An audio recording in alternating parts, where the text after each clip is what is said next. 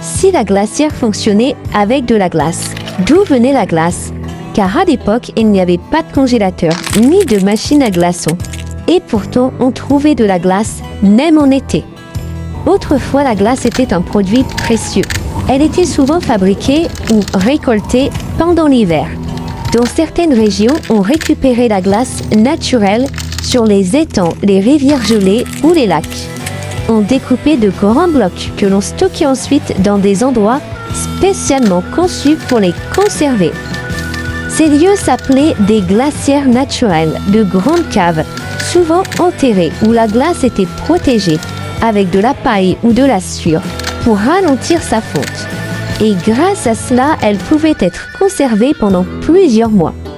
Mais avec le temps, et surtout dans les villes, un autre système s'est développé. La fabrication industrielle de glace. Des entreprises produisaient de grands blocs qui étaient ensuite livrés directement aux habitants. Et c'est là qu'apparaît une autre figure emblématique de l'époque, le livreur de glace. Comme le laitier ou le boulanger, il passait régulièrement dans les rues, avec son camion ou sa charrette chargée de blocs de glace. On l'entendait arriver, on sortait et on venait acheter sa glace. Souvent, il découpait le bloc devant vous avec des outils spécifiques. Puis il déposait la glace dans la glacière de la maison. C'était un geste simple mais indispensable. Sans lui, pas de froid. Dans certaines familles, le passage du livreur de glace était très attendu. C'était un moment du quotidien, presque un rituel. Les enfants regardaient fascinés les gros blocs, la fumée froide et le travail du livreur. Et pendant quelques instants, la maison retrouvait un peu de fraîcheur. Aujourd'hui, cela peut sembler incroyable, mais à une époque, le froid s'achetait. Et il fallait s'organiser pour en avoir, et surtout pour le conserver le plus longtemps possible.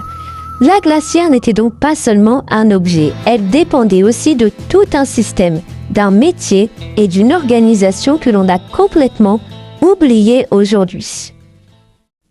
La glacière, ce n'était pas un objet que l'on utilisait sans réfléchir. Contrairement à aujourd'hui où il suffit d'ouvrir un réfrigérateur et de déposer ses aliments, à l'époque, il fallait s'organiser. Tout commençait par la glace. Une fois le bloc installé dans le compartiment du haut, il fallait en prendre soin. Car plus la glace durait longtemps, plus les aliments restaient au frais. Alors, on évitait d'ouvrir la glacière trop souvent.